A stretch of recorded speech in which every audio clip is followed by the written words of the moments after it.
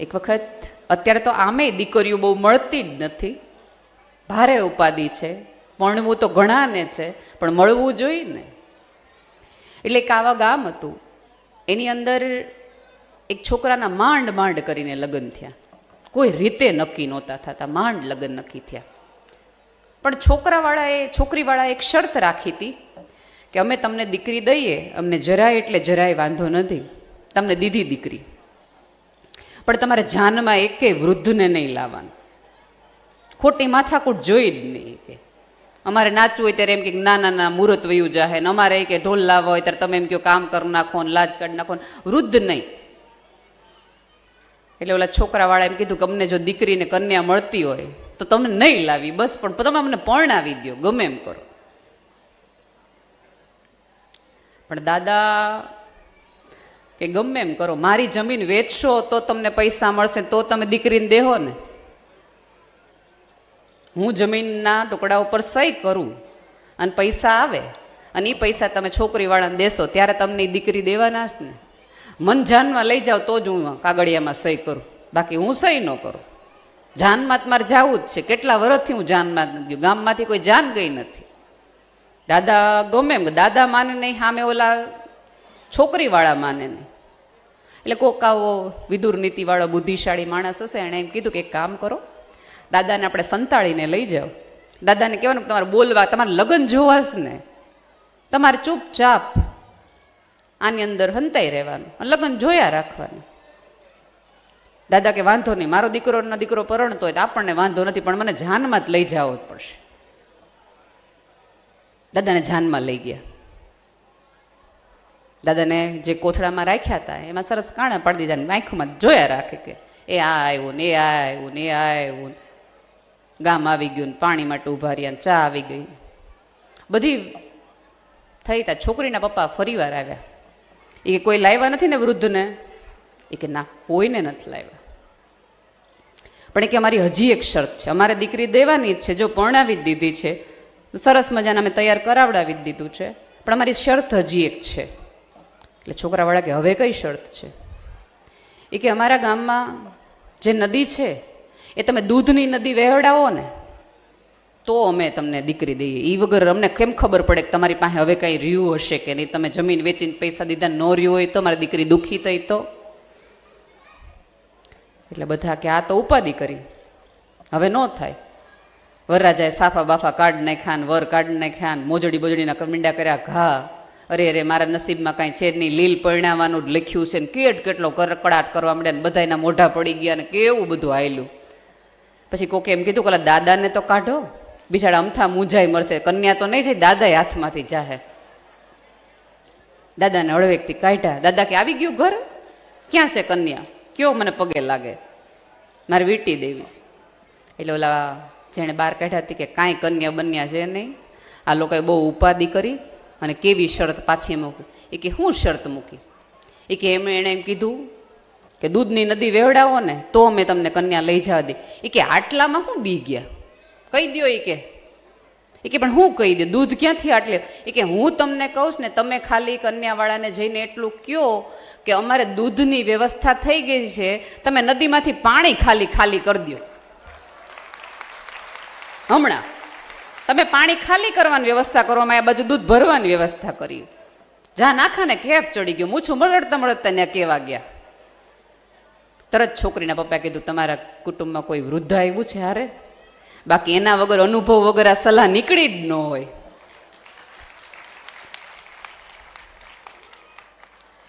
સાહેબ, ગમે એટલા આપણે આર્થિક રીતે, દેખાવથી, સત્તાથી, સમૃદ્ધિથી આપણા વડીલથી મોટા થઈ શકીએ, ઊંચા થઈ શકીએ, મોટા ન થઈ શકીએ.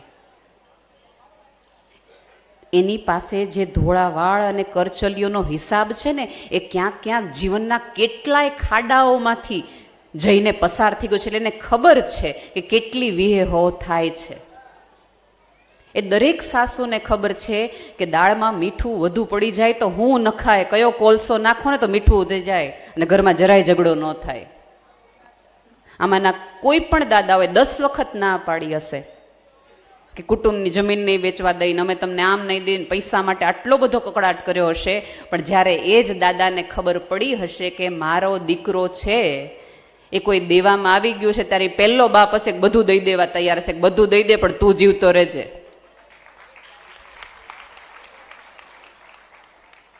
દિલથી કહું છું, વડીલોના આશીર્વાદ છે ને એ જ ઈશ્વરના આશીર્વાદ છે. ક્યારેક એમની વ્યથાઓ, એમની ઉપાધિ, એમની શરીરની ફરિયાદો, એમનું ફ્રસ્ટ્રેશનના કારણે એમના મોઢામાંથી કડવા શબ્દો નીકળી જતા હશે, પણ એના અંતરના આશીર્વાદ થકી જ તમે ક્યાંક પહોંચશો.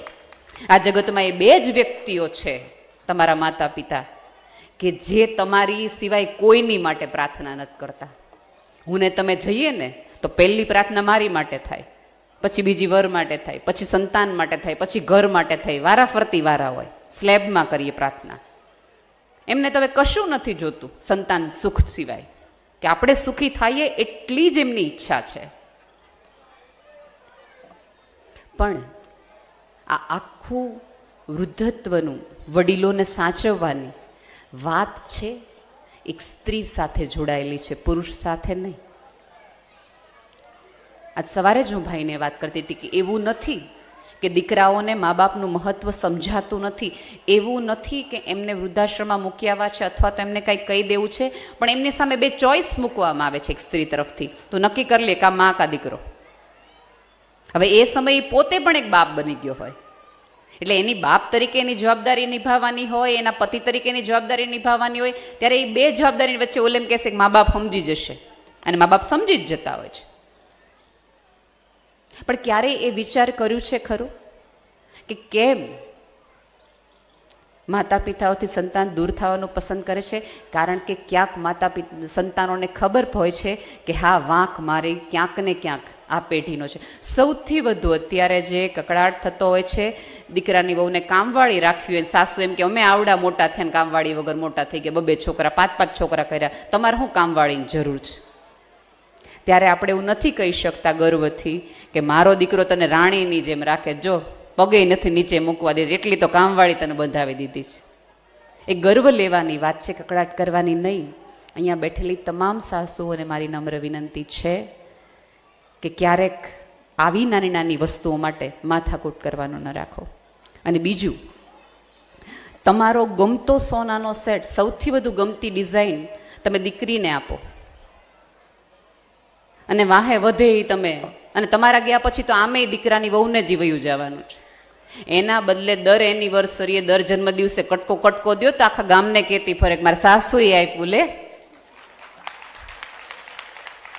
અને દીકરીને આપશો, હું દીકરીને દેવાની ના નથી પાડતી, પણ એક વસ્તુ યાદ રાખજો, તમારો પગ ભાંગશે, તમને કોઈ થશે, માતાજી કરે કોઈને કાંઈ ન થાય, પણ જો તમારી પથારીમાં આવશે તો સેવા તમારી દીકરાની વહુ જ કરશે. દીકરીને આવવું હશે ને તોય જમાય એમ કહેશે કે હું જાઉં. અને ત્યારે આવશે બેન વિદેશથી કે કઈ પણ જગ્યાએથી, અને તરત જ મમ્મી તમે આ નથી કરતા, મમ્મી તમે ઓલું નથી કરતા, મમ્મી તમે કેમ આ નથી કરતા, ભાભીને કહો બધું તમને આમ કરે, 5 મિનિટ સલાહ સૂચન કરીને મમ્મી હું જાઉં. અને એ સમયે ઓલી દીકરાની વહુ મને કે દેવાનું હતું ત્યારે એને દીધું, અને પછી હવે કરવાનું. જે દીકરીઓ, મેં અનેકવાર કીધું છે કે જે દીકરીઓ પોતાના પિતાની કોઈ પણ પ્રકારની મિલકતમાં ભાગ માગે છે ને, એ તમામ દીકરીઓએ એ સહી કરતી વખતે ઓલી જવાબદારીમાં પણ પોતાનો ભાગ નોંધાવવો જોઈએ કે જ્યારે જવાબદારી લેવી પડશે ત્યારે હું આવીશ. આપણું એવું છે કે આપણને બધું જોઈ ખરી, હકો જોઈએ, ફરજોમાં આપણે, એ તો ભાઈની ફરજ છે. સાહેબ માનો કે ન માનો, આપણે ત્યાં તો જગતનું પહેલું વ્હીલ છે ને, એ દીકરી જતી વખતે કંકુના થાપા બાપની દિવાલ ઉપર ઈ મારીને આપે છે કે હું મારે હવે આ ઘરમાંથી કશું ન જોઈએ. એ પહેલા સિગ્નેચર છે. મને ખબર નથી તમારે ત્યાં આ પ્રથા છે કે નહીં, કે થાપા માર્યા પછી અમારે ત્યાં એવી પ્રથા છે કે પછી લાજ કાઢી લેવાની થોડી વાર માટે, એટલા માટે કે ક્યાંક મનમાં વિકાર ન આવી જાય ને બાપનો બંગલો જેની ઈચ્છા ન થઈ જાય કે ના ના આમાં મને દેવાનું હજી, એટલા માટે જ કરિયાવરની પ્રથા હતી, તને જોતું હોય એટલું તું લઈ જા. અને દીકરીઓને પણ વિનંતી છે કે જ્યારે જ્યારે પિયરમાં થોડા વખત માટે જાઓ તો જનરલી એવું હોય કે ભાભીની અને નણંદની ઉંમર એક સરખી હોય, બહુ ખાસ ફેર ન હોય. એટલે એક દિવસ આવો એટલે તમને ચોક્કસ મજાથી રહેવું હોય, પરીની જેમ રહેવું હોય, મોડું ઉઠવું હોય, બધી મજા કરવાની, કોઈ જ ના નથી. પછી બીજે દિવસે તો તરત તમારે ભાભીને કહેવું જોઈએ કે આખી ખસ તું રોટલી વણ, હું ચોડવતી જાઉં. કામમાં થોડો થોડો સાથ આપો ને તો ભાભીને વાલા લાગો, એ રાહ જોવે. તમે પૂછો આ બધી વૃદ્ધ માજીઓને કે જ્યારે એ પિયર ગયા હશે ને ત્યારે કપડાં ધોવાનું અને છોકરાઓ નવરાવાનું કામ હંમેશા નણંદનું હતું. ખોટી હોય તો પૂછી જુઓ આ બધા મા બાને. અત્યારે તો ભાભીએ પોતાનું કરવાનું, આનું કરવાનું, પાછું મમ્મી મારે વેફર લઈ જવાની છે તો કરાવી નાખજે પાછી. એના બદલે તમે ઈચ્છતા હો કે આજીવન તમારા ભાઈનું ઘરના દરવાજા તમારી માટે ખોલવામાં આવે, તમારે ઠપકારવા ન પડે, તમારે બેલ ન મારવા પડે, તો યાદ રાખજો કે હૃદયથી ભાભીને જીતવાનું રાખો. રાધર, હું તો ત્યાં સુધી કહું છું, મારી જ લાઈફમાં બનેલું કિસ્સો છે. મારી ભાભીના લગ્ન થયા અને બીજે દિવસે આપણે ઓલી ગોસિપ કરીએ ને નાની મોટી, કે જમણવારમાં આમ હતું ને ઓલી પેરામણીમાં આમ હતું ને ઓલું થોડું કામ હતું ને ઓલા ન હાચવા, એવી મારી મમ્મી મને વાત કરતી હતી બધું. મારી ભાભી નીચેથી ઉતરી એટલે મારી મમ્મીએ મને આમ કોણી મારીને કીધું, શીતલ આવી, હો બોલતી નહીં, હો બોલતી નહીં. એટલે શીતલની હાજરીમાં જ ઊંચા અવાજે, થોડા ઊંચા અવાજે મેં મારા મમ્મીને કહી દીધું હતું કે આજ પછી તારે મને આ ઘરની એક પણ એવી વાત નહીં કરવાની કે જે શીતલની હાજરીમાં તું મન ન કરી શકતી હોય.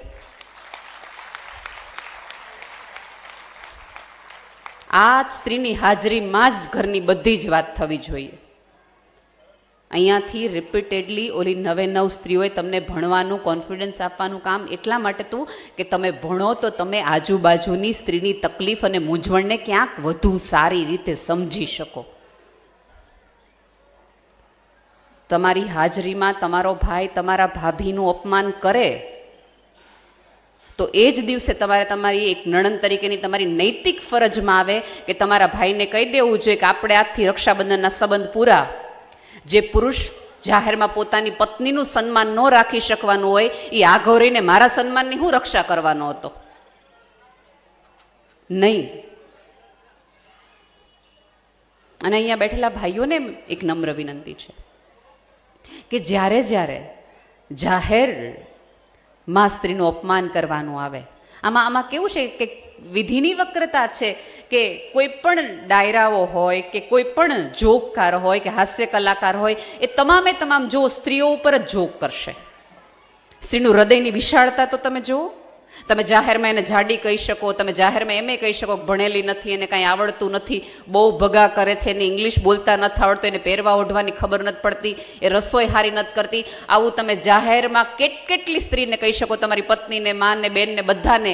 આમાંની એક પણ સ્ત્રી જાહેરમાં કોઈ પોતાના પતિના વખાણ બોલે તો લાફાવાળી થઈ જાય. એનો અર્થ એ છે કે સ્ત્રી તો પોતાના ઉપર હસી પણ શકે છે. તમે આટલું જાહેરમાં કહો ને તો એમ કે ભલે જેવા છે એવા, તોય તમને હાંચવીને બેઠા જ ને. કોઈ દી કોઈ સ્ત્રીએ લીધું આ બાને મગજમાં સિરિયસલી મંડી રોવા? કોઈ સ્ત્રીનો મગજ ગયો એવું તમને કીધું સાંભળ્યું જ ક્યારેય? એનો અર્થ એ છે, હું તો ત્યાં સુધી કહું છું કે સ્ત્રીને શક્તિ એટલા માટે જ કહેવામાં આવી છે કે જગતની એ એવી અફાટ શક્તિ છે કે હજી સુધી સભ્યતા નક્કી કરી શકી નથી કે આ સ્ત્રી પાસેથી કયા કયા કામ ને કયા ઉપયોગ લઈએ ને તો આ પૃથ્વી વધુ સુંદર થાય. એટલે બધાને ખબર હશે કે શાસ્ત્રમાં કહેવામાં આવ્યું છે કે પુરુષને માટીમાંથી બનાવવામાં આવ્યો છે. માટી હોય ને એમાંથી પુરુષને બનાવવામાં આવ્યો છે. પછીની કથામાં મેં થોડા મારા મરી મસાલા નાખ્યા છે કે હા, ઈશ્વરે પહેલો વહેલો પુરુષને બનાવ્યો માટીમાંથી, અને પછી ઈશ્વરે પુરુષને કીધું હશે કે જા, મેં તારી માટે આ 7 સમુંદર બનાવ્યા છે, 7 નદીઓ બનાવી છે, તારાઓ, નક્ષત્રો, ફૂટ, રંગો, ફળો, બધું તું જીવી લે જિંદગી. પુરુષ ગયો હશે ને 7 મિનિટમાં પાછો આવી ગયો છે. હવે બોલો શું કરવાનું? નદી જોઈ લીધી, સાગર જોઈ લીધા, તારા જોઈ લીધા, રંગો જોઈ લીધા, ખાઈ લીધું, પી લીધું, હવે બોલો શું કરવાનું? પછી ઈશ્વરને વિચાર આવ્યો છે કે આની માટે કોઈક એવા રંગની વ્યવસ્થા કરો, એવા નિર્માણ કરો કે આને આ બધું જોતાને સમજતા આવડે. એટલા માટે પુરુષની પાંસળીમાંથી સ્ત્રીને બનાવવાની. જો તમે મજબૂતાઈની વાત કરતા હોય તો પાંસળીની મજબૂતાઈ ક્યાંય વધુ છે માટીની કમ્પેરિઝનમાં. અને બસ સ્ત્રીને બનાવીને પછી પુરુષ ભગવાને કીધું છે કે હવે 2 જણા જાઓ. 7 જન્મ સુધી હજી ભગવાનના ઘરે પુરુષ પાછો નથી ગયો.